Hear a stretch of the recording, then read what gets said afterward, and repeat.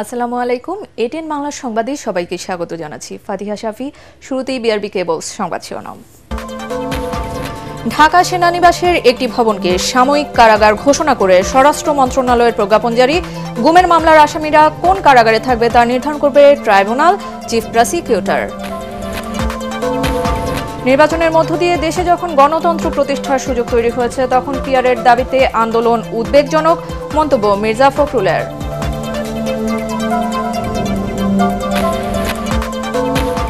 জুলাই জাতীয় সনদ বাস্তবায়নে নভেম্বরে গণভোট আয়োজনের দাবি জামায়াতের।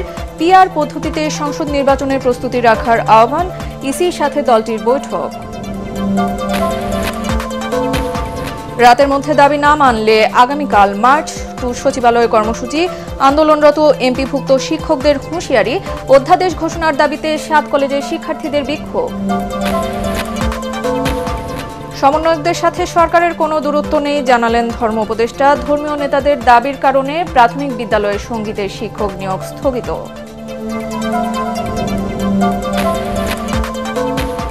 এবং গাজা যুদ্ধ শেষ ঘোষণা করে ইসরায়েলের পার্লামেন্টে ঐতিহাসিক ভাষণ মার্কিন প্রেসিডেন্টের। শান্তি সম্মেলনে যোগ দিতে মিশরে যাচ্ছেন ট্রাম্প। হামাস ইসরায়েলের বন্দি বিনিময় শুরু। শুনছিলেন বিআরবি কেবলস সংবাদ শিরোনাম। এবারে বিস্তারিত।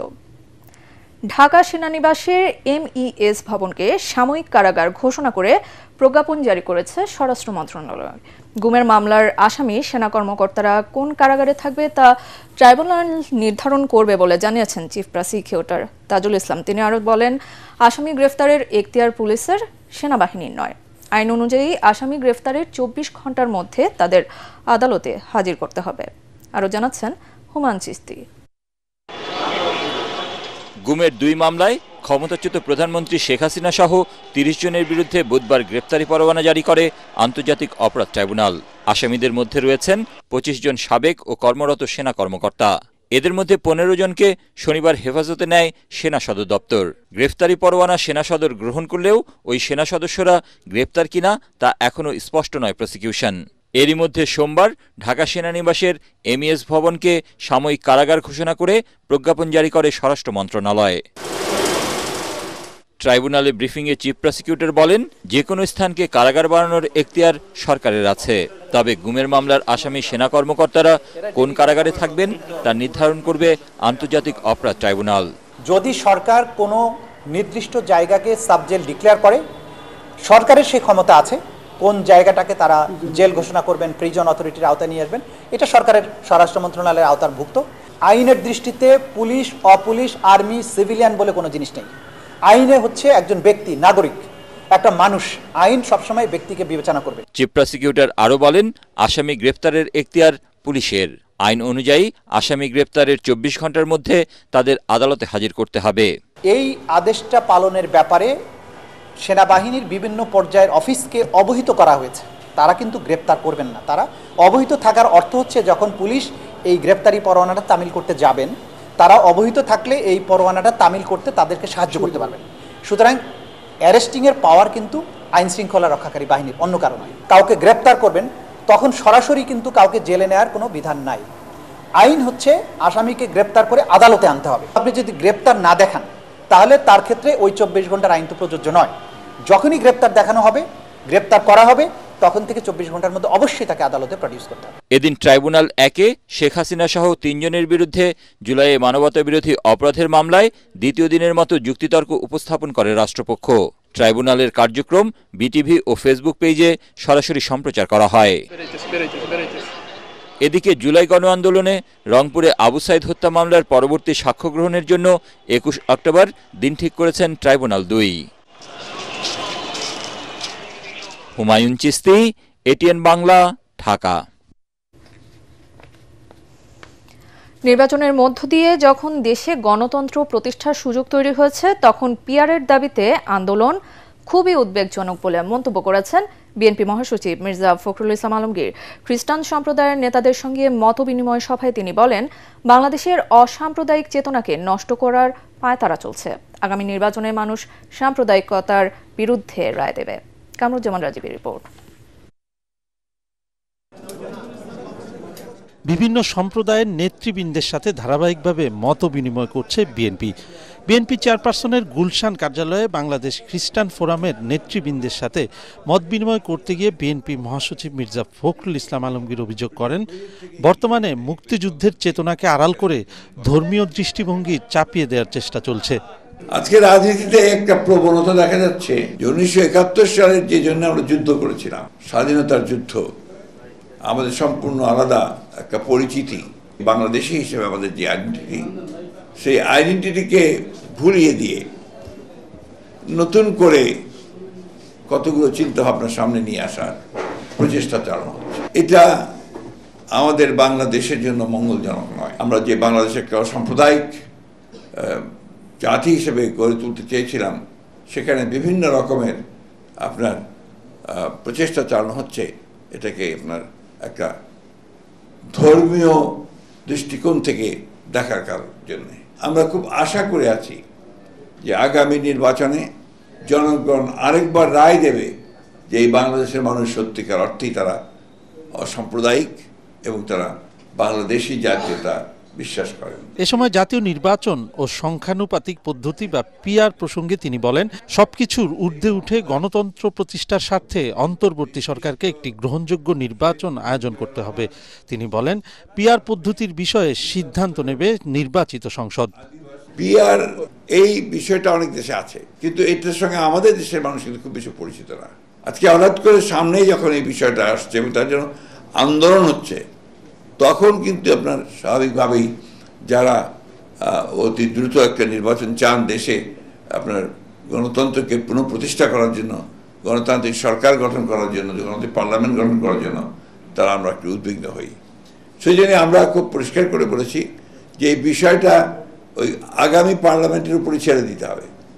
আগামী পার্লামেন্টের প্রতিনিধিরা যদি মনে করেন যে তারা তারপর থেকে পিআরে যাবেন।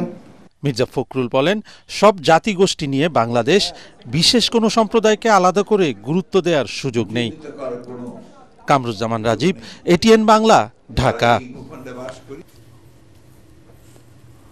জুলাই জাতীয় সনদ বাস্তবায়নে নভেম্বরে গণভোট আয়োজন করতে নির্বাচন কমিশনার কাছে দাবি জানিয়েছে জামায়াতে ইসলামী। একই সঙ্গে সংখ্যানুপাতিক বা পিআর পদ্ধতিতে সংসদ নির্বাচনের প্রস্তুতি রাখতেও ইসিকে আহ্বান জানিয়েছে দলটি। রাজধানীর নির্বাচন ভবনে কমিশনের সাথে বৈঠক শেষে দলটির নায়েবে আমির সৈয়দ আব্দুল্লাহ মোহাম্মদ তাহের বলেন, 2 দফায় ভোট হলে খরচ বাড়বে বলে অপব্যাখ্যা দেওয়া হচ্ছে।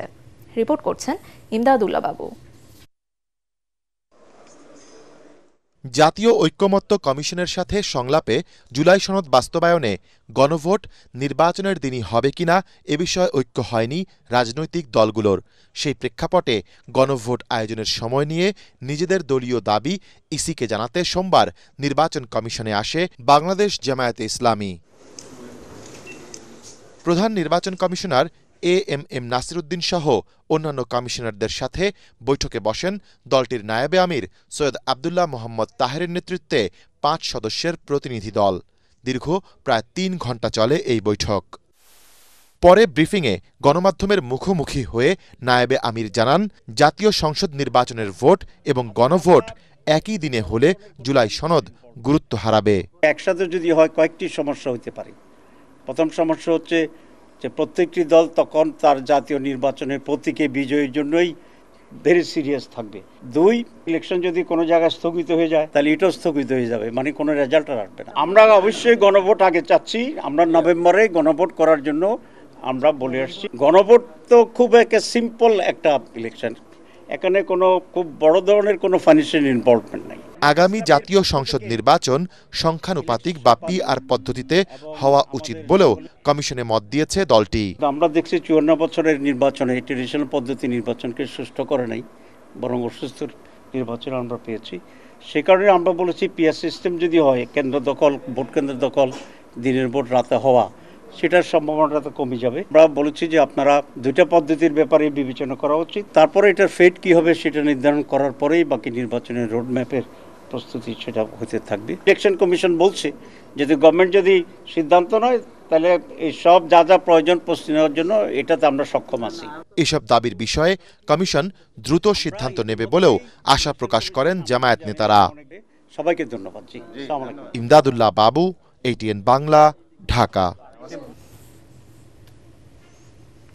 সমন্বয়কদের সাথে উপদেষ্টাদের কোনো দূরত্ব নেই বলে দাবি করেছেন ধর্ম উপদেষ্টা আফম খালিদ হোসেন।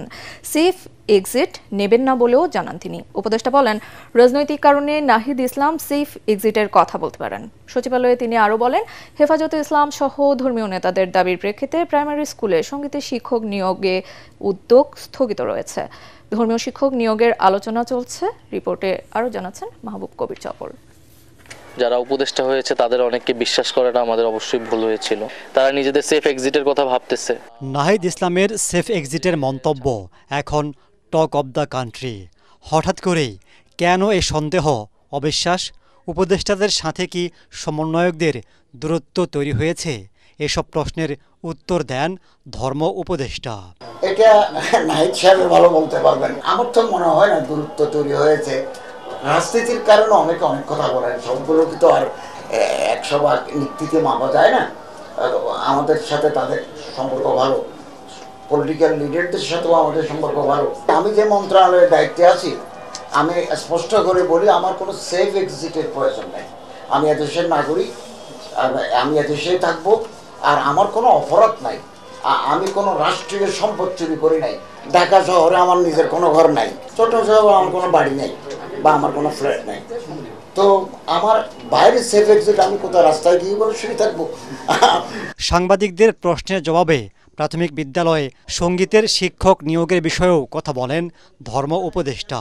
তিনি জানান, ধর্মীয় নেতাদের চাপের মুখে সঙ্গীতের শিক্ষক নিয়োগের উদ্যোগ বন্ধ রয়েছে। আলোচনা চলছে ধর্মীয় শিক্ষক নিয়োগের।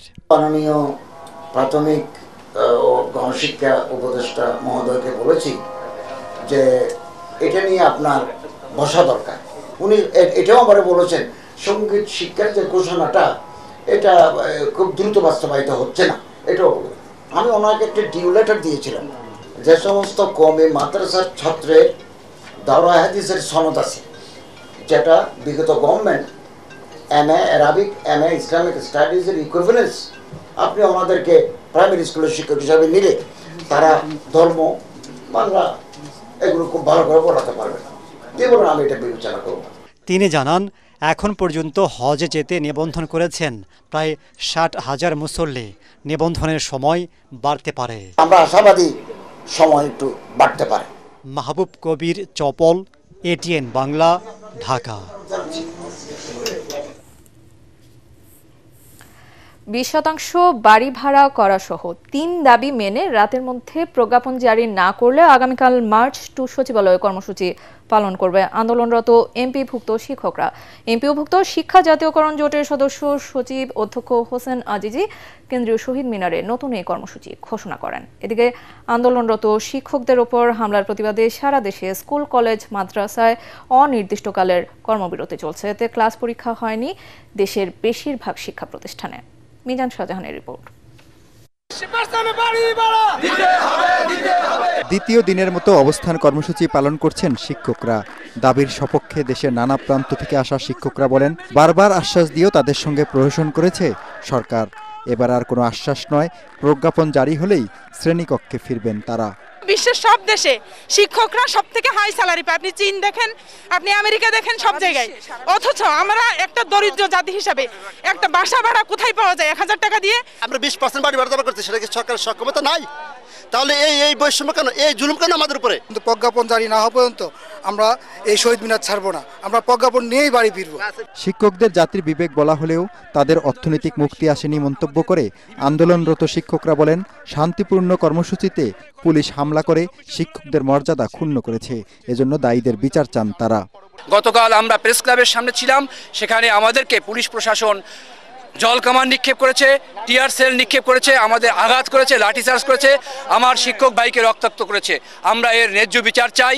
কেন্দ্রীয় শহীদ মিনারে শিক্ষকদের আন্দোলনে সংহতি জানিয়েছে জামাত ইসলামী। সবাই ঐক্যবদ্ধভাবে এই আন্দোলনের প্রতি যদি একমত হন, ইনশাআল্লাহ এটা বাস্তবায়ন হতে মোটেই সময় লাগবে না ইনশাআল্লাহ।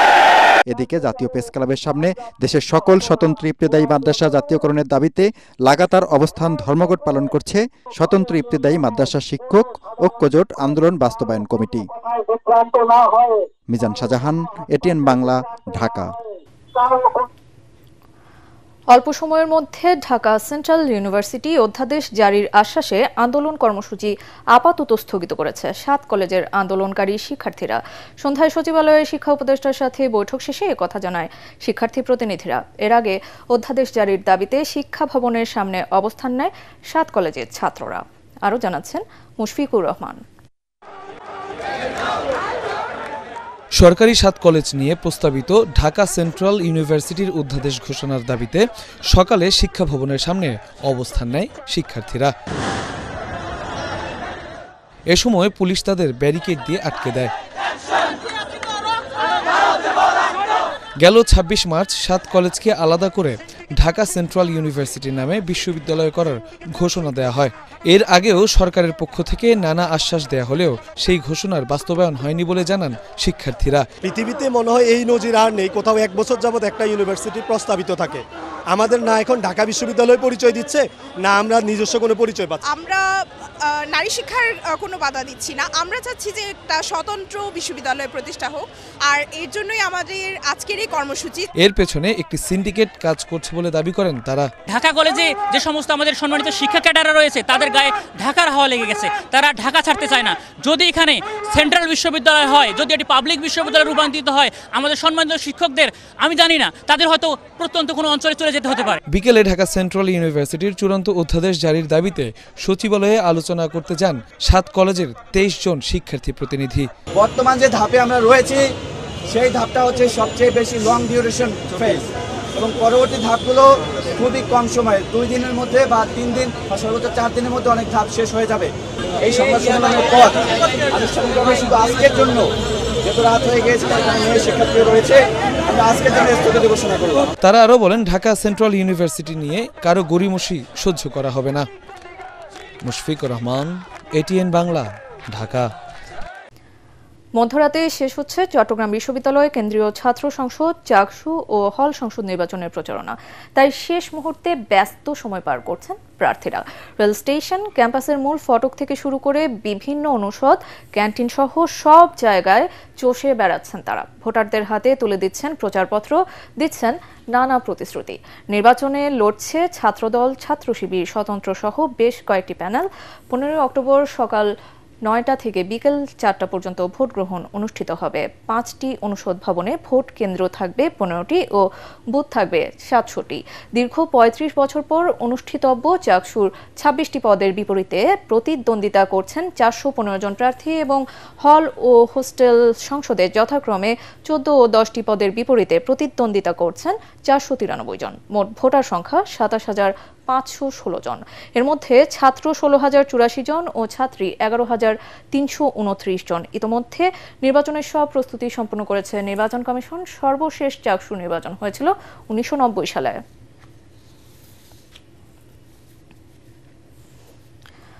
আর মাত্র 2 দিন পর অনুষ্ঠিত হতে যাচ্ছে রাজশাহী বিশ্ববিদ্যালয় কেন্দ্রীয় ছাত্র সংসদ, রাকসু, হল সংসদ ও সিনেট ছাত্র প্রতিনিধি নির্বাচন।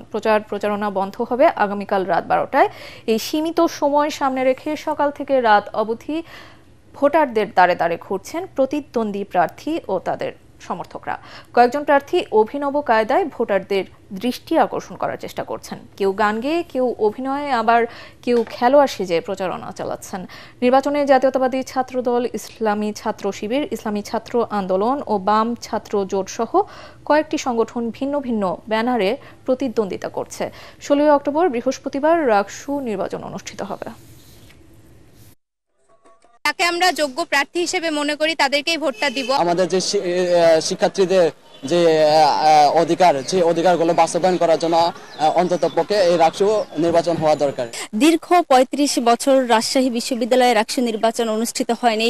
শিক্ষার্থীদের ভোটাধিকার হরণ করে রাখা হয়েছিল, কিন্তু এখন দেখা যাচ্ছে যে শিক্ষার্থীরা এই রাকসু নির্বাচনকে একটা উৎসবে পরিণত করেছে। যারাদের আমরা নির্বাচিত করব তারা খুব সুন্দরভাবে একটা রাজনৈতিক পরিবেশ ক্যাম্পাসে গড়ে তুলবে। এখানে যারা রাকসু নির্বাচিত করছে এবং পরবর্তীতে নির্বাচিত হবে, তারা আপনার নির্বাহী কিন্তু কোনো ক্ষমতা বা পাওয়ার পাবে না। তারা এখানে প্রেশার ক্রিয়েটিং গ্রুপ হিসেবে কাজ করবে। সো এখানে আসলে ইস্তাহার আমরা দিয়েছি, সেটার মূল উদ্দেশ্য থাকবে প্রশাসনের সাথে কাজ করা। পল্টন থানার গাড়ি পোড়ানো ও নাশকতার মামলায় ঢাকা মহানগর দায়রা জজ আদালত থেকে খালাস পেয়েছেন বিএনপির স্থায়ী কমিটির সদস্য মির্জা আব্বাস ও তার স্ত্রী মহিলা দলের সভাপতি আফরোজা আব্বাস। 2018 সালে করা এই মামলায় ঢাকা মহানগর দায়রা জজ আদালতের বিচার আজ এই রায় দেন। প্রতিক্রিয়ায় মির্জা আব্বাস ন্যায় বিচার পাওয়ার কথা জানিয়ে বলেন, স্বৈরাচার শেখ হাসিনার রাজনৈতিক প্রতিহিংসামূলক মামলা নির্যাতনের ফলে তিনি সহ বিএনপির লাখো নেতাকর্মীর ব্যক্তি পারিবারিক জীবন ধ্বংস হয়ে গেছে। মামলার রায়কে কেন্দ্র করে পুরান ঢাকার আদালত পাড়ায় বিএনপির বিপুল সংখ্যক নেতাকর্মী জড়ো হন। মাননীয় আদালত দেখেছে এই মামলা দিয়ে আমাদেরকে বছরের পর বছর এই কোর্টে আমাকে আসতে হয়েছে। কখনো গ্রেপ্তার হতে হয়েছে, গ্রেপ্তার অবস্থায় আমাদেরকে জেল থেকে আনা হয়েছে এখানে হাজিরা দেওয়ার জন্য, শুধুমাত্র কষ্ট দেওয়া। মাননীয় আদালত দেখেছেন যে মামলায় আসলে কিছু নাই, অবশেষে আজকে আমাদেরকে খালাস দিয়েছেন। এবং আমাদের যে হাজার হাজার নেতা কর্মীর বিরুদ্ধে কিন্তু মামলা রয়ে গেছে, এখন পর্যন্ত অনেক মামলা আছে। আমি সেই সমস্ত সকল মামলার প্রত্যাহার দাবি করছি। হেফাজতে ইসলাম একটি অরাজনৈতিক সংগঠন দাবি করে হেফাজতের যুগ্ম মহাসচিব মাওলানা মামুনুল হক জানিয়েছেন, তাদের নির্বাচন করার কোনো ইচ্ছে নেই। প্রাথমিক বিদ্যালয়ের অনতি বিলম্বে সঙ্গীত শিক্ষক নিয়োগের বিধিমালা বাতিল করে ধর্মীয় শিক্ষক নিয়োগের বিধিমালা জারি, রাষ্ট্রীয়ভাবে 5ই মে শাপলা গণহত্যা দিবস ঘোষণা করা ও কুরআন অবমাননার বিচারের দাবিতে সকালে ঢাকা রিপোর্টার্স ইউনিটিতে সংবাদ সম্মেলনে তিনি এসব কথা বলেন। জামায়াতকে নিয়ে হেফাজতে আমিরের বক্তব্য একান্তই ব্যক্তিগত বলেও জানান মামুনুল হক। এদিকে সংবাদ সম্মেলনে বক্তারা দাবি করেন, কুরআন পোড়ানোর বিচারের জন্য কঠোর আইন না থাকার সুযোগে একের পর এক ধর্ম অবমাননার মাধ্যমে আওয়ামী ফ্যাসিবাদ ও ভারতীয় আধিপত্যবাদ দেশে অস্থিতিশীলতার সৃষ্টির সুযোগ পেয়েছে।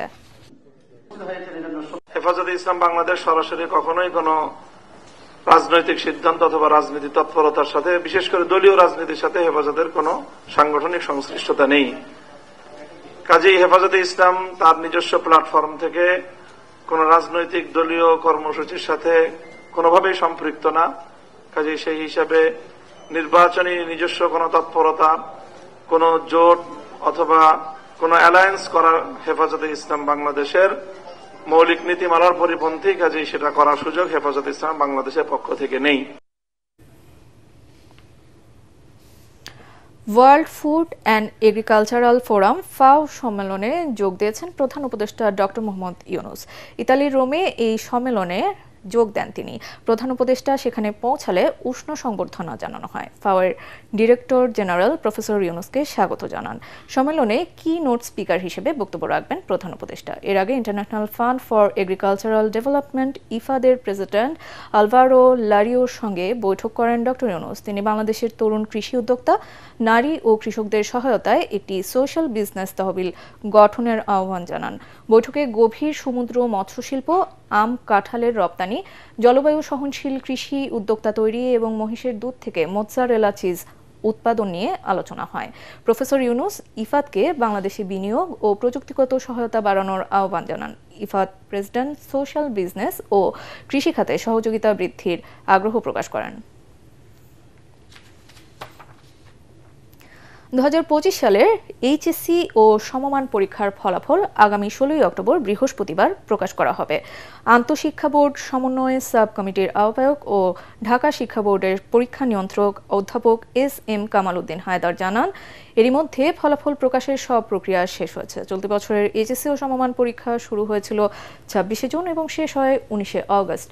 নিয়ম অনুযায়ী লিখিত পরীক্ষা শেষ হওয়ার 60 দিনের মধ্যে ফলাফল প্রকাশ করতে হয়। এবছর 11টি শিক্ষা বোর্ডের অধীনে 12,51,111 জন শিক্ষার্থী পরীক্ষায় অংশ নিতে ফর্ম পূরণ করেছিলেন। এর মধ্যে 6,18,015 জন ছাত্র ও 6,33,096 জন ছাত্রী।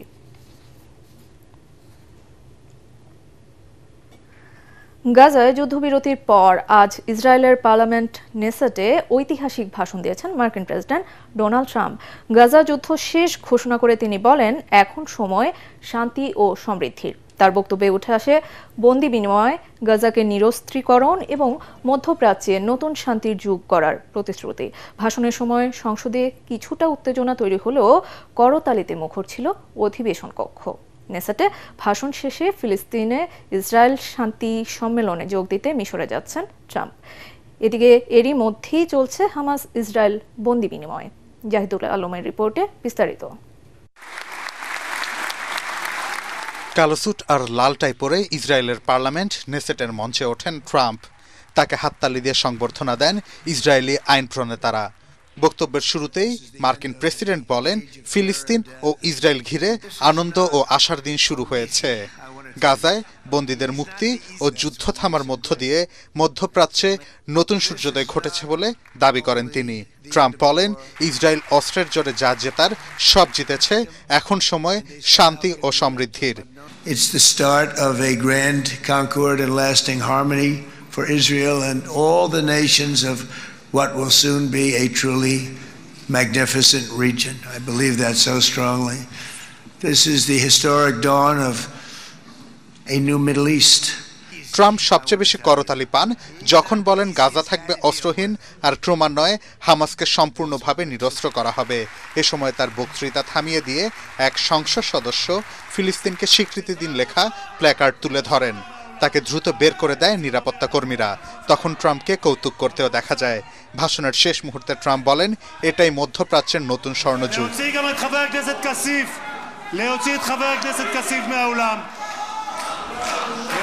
এর আগে ইসরায়েলি প্রধানমন্ত্রী বেনিয়ামিন নেতানিয়াহু বলেন, ট্রাম্পের নেতৃত্বে ইসরায়েল আরও শক্তিশালী এবং তেল আবিবের সাথে আরব দেশের সম্পর্ক স্বাভাবিক হবে বলে আশাবাদী তিনি। To thank you for your pivotal leadership in putting forward a proposal that got the backing of almost the entire world. A proposal that brings all our hostages home. ভাষণ শেষে ট্রাম্প মিশরে যাচ্ছেন মধ্যপ্রাচ্য সংক্রান্ত শান্তি সম্মেলনে যোগ দিতে। সেখানে প্রায় 20টি দেশের নেতারা অংশ নেবেন। তবে প্রথমে যাওয়ার কথা থাকলেও এখন সেখানে না যাওয়ার কথা জানিয়েছেন নেতানিয়াহু। এদিকে গাজায় যুদ্ধবিরতির পর হামাস ইসরায়েল বন্দি বিনিময় চলছে। এরই মধ্যে হামাসের কাছ থেকে মুক্ত হয়েছেন সব ইসরায়েলি বন্দী। তবে চুক্তি অনুযায়ী প্রায় 2000 ফিলিস্তিনি বন্দির মুক্তি নিয়ে তৈরি হয়েছে অনিশ্চয়তা। জাহিদুল আলম, এটিএন বাংলা। লুটপাটের মাধ্যমে আওয়ামী লীগ সরকার দেশের স্বাস্থ্য বিভাগকে ধ্বংস করে দিয়েছে বলে মন্তব্য করেছেন বিএনপির কেন্দ্রীয় নির্বাহী কমিটির সদস্য ও সাবেক মন্ত্রী অ্যাডভোকেট এম রুহুল কুদ্দুস তালুকদার দুলু। দুপুরে নাটোরে জাতীয়তাবাদী পল্লী চিকিৎসক অ্যাসোসিয়েশনের 17তম প্রতিষ্ঠাবার্ষিকী উপলক্ষে আলোচনা সভায় তিনি এ মন্তব্য করেন। তারেক রহমান তার 31 দফা কর্মসূচির মাধ্যমে ধসে পড়া স্বাস্থ্য খাতকে নতুন রূপ দান করবেন বলে মন্তব্য করেন রুহুল কুদ্দুস তালুকদার দুলু। জেলা বিএনপি ও পল্লী চিকিৎসক সংগঠনের নেতারা এই সময় উপস্থিত ছিলেন। আজকে বাংলাদেশের স্বাস্থ্য এই মন্ত্রণালয়কে ধ্বংস করে দিয়েছে। আমরা বিশ্বাস করি আগামী দিনে বিএনপি রাষ্ট্রীয় ক্ষমতায় গেলে অবশ্যই পল্লী ডাক্তারদের মূল্যায়ন তারেক রহমান সাহেব করবে। গণভোট ও জাতীয় নির্বাচন একসঙ্গে অনুষ্ঠিত হলে সবার জন্য মঙ্গল হবে বলে মন্তব্য করেছেন বিএনপির স্বেচ্ছাসেবক বিষয়ক সম্পাদক মীর শরফত আলী সবু। মুন্সিগঞ্জে শ্রীনগরে রাষ্ট্র কাঠামো মেরামতের 31 দফা বাস্তবায়নে শ্রীনগর উপজেলা মহিলা দলের উঠান বৈঠক শেষে তিনি কথা বলেন। পরে বিভিন্ন এলাকায় নারীদের মধ্যে বিএনপির 31 দফা কর্মসূচির লিফলেট বিতরণ করা হয়। তিনি বলেন, দেশের অর্থনৈতিক অবস্থা বিবেচনায় গণভোট ও নির্বাচন একই সাথে হলে তা যৌক্তিক হবে। এতে বিএনপি ও অঙ্গ সংগঠনের নেতারা উপস্থিত ছিলেন। গণভোট বা জাতীয় নির্বাচন দুইটা একসাথে হোক, সেখানে কিন্তু আলাদা একটা নির্বাচন, তার মানে কি নির্বাচন পিছাইতে হবে এবং ব্যয়বহুল অনেক টাকা, এই টাকা কোথা থেকে আসবে? তার মানে তাদের উদ্দেশ্য খারাপ। নির্বাচন দেখা গেলে এই জিনিসটা থেকে তাদের সরে আসতে হবে। আমরাও তো সেটার বিপক্ষে না যে গণভোটের বিপক্ষে, গণভোট তো বিএনপিও চায়। স্বাস্থ্য মন্ত্রণালয় ও অধিদপ্তরের আমলাতান্ত্রিক জটিলতা না কাটলে সেবা পেতে জনগণের দুর্ভোগ কমবে না বলে জানিয়েছেন খোদ স্বাস্থ্য উপদেষ্টা নূরজাহান বেগম। স্তন ক্যান্সার সচেতনতা মাস উপলক্ষে national burn and plastic surgery institute আয়োজিত সেমিনারে তিনি একথা জানান। লালফিতার দৌরাত্ম্য বন্ধে আমলাদের বিরুদ্ধে ব্যবস্থা নেওয়া যায় না বলেও অসহায়ত্ব প্রকাশ করেন উপদেষ্টা। বিস্তারিত ইয়াসিন রানার রিপোর্টে। 2024 সালে বিশ্বে প্রায় 23 লাখ নারী স্তন ক্যান্সারে আক্রান্ত হয়েছেন। এর মধ্যে মারা গেছেন প্রায় 7.5 লাখ। বাংলাদেশেও প্রতি বছর 13,000 নারী স্তন ক্যান্সারে আক্রান্ত হচ্ছেন। এই অবস্থায় স্তন ক্যান্সার সচেতনতা মাস নিয়ে এই সেমিনারের আয়োজন। দেরিতে ক্যান্সার শনাক্ত হওয়া, পর্যাপ্ত চিকিৎসা কেন্দ্র ও বিশেষজ্ঞ চিকিৎসক না থাকা, ব্যয়বহুল চিকিৎসা হওয়ায় রোগীরা সময়মতো ও যথাযথ চিকিৎসা পান না বলে জানান চিকিৎসকরা। পেন নিয়ে আসেন একটা পার্সেন্টেজের রোগী, প্রায় 35%। কিছু রোগী আসছেন কোনো ধরনের সিমটম না নিয়ে। স্টোনে চাকা নিয়ে আসার সংখ্যা মাত্র 20%। 17-18 কোটি মানুষের জন্য স্বয়ংসম্পূর্ণ অ্যাকচুয়ালি ক্যান্সার সেন্টার হওয়ার কথা 180টি। সরকারি বেসরকারি মিলিয়ে আমাদের 20-22টি বেশি নাই। স্তন ক্যান্সারের সচেতনতা বাড়াতে চিকিৎসকদের এগিয়ে আসার আহ্বান জানিয়ে উপদেষ্টা নূরজাহান বেগম বলেন, স্বাস্থ্যসেবা জনগণের কাছে পৌঁছাতে সবচেয়ে বড় বাধা আমলাতন্ত্র। স্বীকার করতে কোনো আমার দ্বিধা নেই। মিনিস্ট্রির যে ব্যুরোক্রেসি, অধিদপ্তরের যে ব্যুরোক্রেসি, এগুলোকে যদি আমরা পার হতে না পারি, সত্যি সত্যি আমাদের দেশের জনগণের জন্য দুর্ভোগ আছে। একটা ফাইল, আমি নাম বলছি না, এক জায়গায় বসেছিল 1 মাস 10 দিন। ক্যান্সার চিকিৎসায় সরকার 363 কোটি টাকার সরঞ্জাম কিনছে বলেও জানান উপদেষ্টা। 363 কোটি টাকার যন্ত্রপাতি কেনার একটা প্রক্রিয়ার মধ্যে আছে। এটা আরো আগে হয়ে যাওয়া উচিত ছিল, কিন্তু যে বললাম ব্যুরোক্রেসির গলার মধ্যে পড়ে খালি ঘুরছি। এগুলোকে পানিশেবল করা যায় না। এমন দুর্ভাগ্য, যারা অপরাধ করে তাকে পানিশমেন্ট দেওয়া যায় না। পানিশমেন্ট দিলে আবার কিছুদিন পরে সে আবার ঘুরে ফিরে চলে আসে। অদ্ভুত একটা চক্রের মধ্যে আমরা আছি। জেলা উপজেলায় এই রোগের সচেতনতা বাড়াতে সরকারের পাশাপাশি এনজিওদের কাজ করার আহ্বান জানান স্বাস্থ্য উপদেষ্টা নূরজাহান বেগম। যার সামর্থ্য থাকবে না। ইয়াসিন রানা, এটিএন বাংলা, ঢাকা। থিম্পু থেকে বাংলাদেশে বিদ্যুৎ রপ্তানিতে ভারত নিজেদের ভূখণ্ড ব্যবহার করতে দেবে বলে আশা প্রকাশ করেছেন ভুটানের রাষ্ট্রদূত দাসো কার্মা হামোদৌজি। রাজধানীর ইস্কাটনে গবেষণা সংস্থা বিস আয়োজিত কান্ট্রি ডায়ালগে তিনি বলেন, ভুটান এবং ভারতের বিদ্যুৎ খাতের বাংলাদেশে ব্যাপক সম্ভাবনা রয়েছে। বিশেষ করে বেসরকারি খাতের বিনিয়োগ 3 দেশই ব্যাপক লাভবান করতে পারে। তাই এই খাত নিয়ে দ্রুত একসাথে সবার এগিয়ে যাওয়ার দরকার বলেও মন্তব্য করেন তিনি। এবছরের শেষের দিকে ঢাকায় বাংলাদেশ ভুটান পররাষ্ট্র সচিব পর্যায়ের বৈঠকে দুদেশের স্বার্থ সংশ্লিষ্ট নানা বিষয়ে আশানুরূপ সিদ্ধান্ত আসবে বলেও জানান হামোদৌজি। We are looking to hydropower cooperation and investments from private sector both in Bhutan as well as in India, and that allows us it opens a lot of scope for taking the hydropower sector and the evacuation of power. I feel that there is so much of potential and we can move that forward very quickly. এবার আল আরাফা ইসলামী bank অর্থ সংবাদ।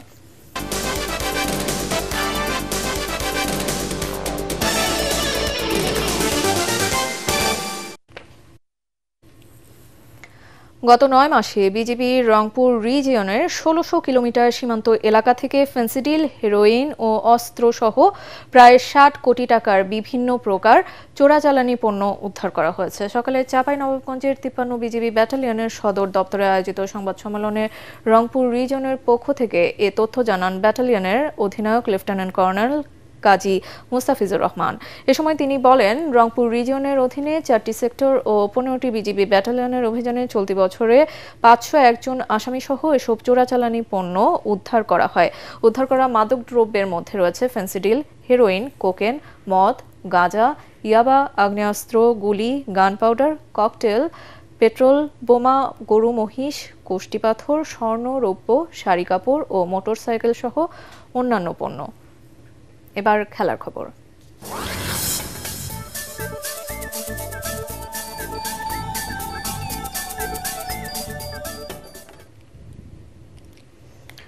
নারী one day বিশ্বকাপের match জয়ে বাংলাদেশের বিপক্ষে 233 রানের টার্গেটে ব্যাট করছে দক্ষিণ আফ্রিকা। শেষ খবর পাওয়া পর্যন্ত তাদের সংগ্রহ 1 উইকেটে 17 রান। এর আগে ভারতের বিশাখাপত্তমে টস জিতে ব্যাটিংয়ে নেমে ধীর গতি শুরু করেন ফারজানা হক আর রুবিয়া হায়দার। সেই গতি আর বাড়ানো যায়নি। দলের 53 রানে ফেরেন রুবিয়া 25 রানের পুঁজিতে, ফারজানা করেন 30 রানে। তবে শারমিন আক্তার সুক্তা ঠিকই তার ক্যারিয়ারের নবম 50 তুলে নেন। ৭৭ বলে 6 বাউন্ডারিতে তিনি 50 রান করে রান আউট হন। 35 বলে 3-4 আর 3 ছক্কায় 51 রানে অপরাজিত থাকেন স্বর্ণা আক্তার। অধিনায়ক নিগার সুলতানা 32 রান করেন। শেষ পর্যন্ত 6 উইকেটে 232 রান তোলে বাংলাদেশি নারীরা। প্রথম খেলায় পাকিস্তানকে হারিয়ে টুর্নামেন্ট শুরু করলেও পরের দুটি ম্যাচেই হারে বাংলাদেশের নারীরা।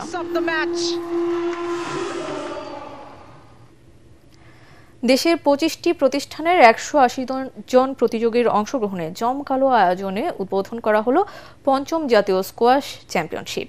বিকেলে বসুন্ধরা স্পোর্টস সিটির জুলকান ইনডোর অ্যারেনার স্কোয়াশ কোর্টে 4 দিনের এই প্রতিযোগিতার উদ্বোধন করেন যুব ও ক্রীড়া উপদেষ্টা আসিফ মাহমুদ ভুঁইয়া সজীব।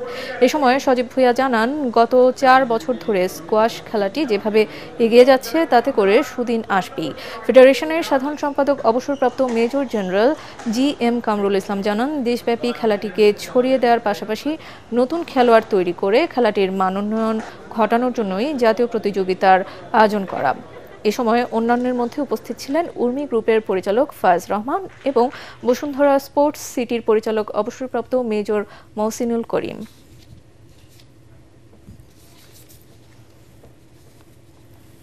শেষ করার আগে বিআরবি কেবল সংবাদ শিরোনাম আরও একবার। ঢাকা সেনানিবাসের একটি ভবনকে সাময়িক কারাগার ঘোষণা করে স্বরাষ্ট্র মন্ত্রণালয়ের প্রজ্ঞাপন জারি।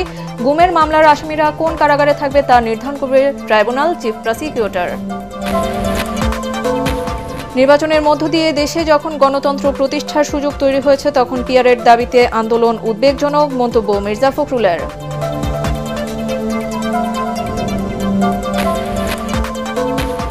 জুলাই জাতীয় সনদ বাস্তবায়নে নভেম্বরে গণভোট আয়োজনের দাবি জামায়াতের। পিআর পদ্ধতিতে সংসদ নির্বাচনের প্রস্তুতি রাখার আহ্বান, ইসির সাথে দলটির বৈঠক। রাতের মধ্যে দাবি না মানলে আগামীকাল মার্চ টু সচিবালয় কর্মসূচি। আন্দোলনরত এমপিভুক্ত শিক্ষকদের হুঁশিয়ারি, অধ্যাদেশ ঘোষণার দাবিতে 7 কলেজের শিক্ষার্থীদের বিক্ষোভ।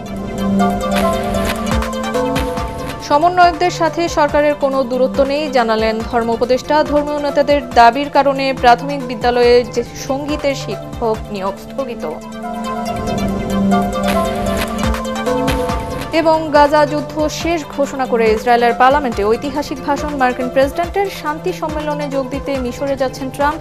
হামাস ইসরায়েল বন্দি বিনিময় শুরু। পরবর্তী সংবাদ দেখার আমন্ত্রণ জানিয়ে এখনকার মতো শেষ করছি। এটিএন বাংলা সংবাদ ইউটিউবে দেখতে ব্রাউজ করুন youtube/ATN বাংলা নিউজ। ধন্যবাদ।